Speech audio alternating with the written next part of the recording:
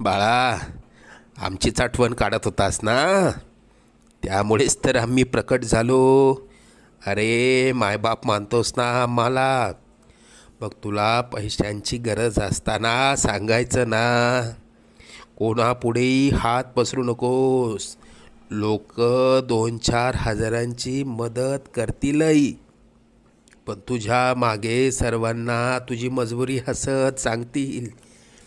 आता तुला कोणापुढे हात पसरण्याची वेळच येणार नाही. तू आजपर्यंत भरपूर दुःख सहन केलंस. लवकरच तुझ्या रडक्या भाग्यात सुखाचे दिवस येतील.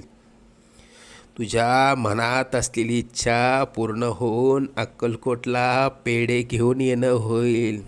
येशील ना आम्हाला भेटायला अक्कलकोटला? सगळं मनात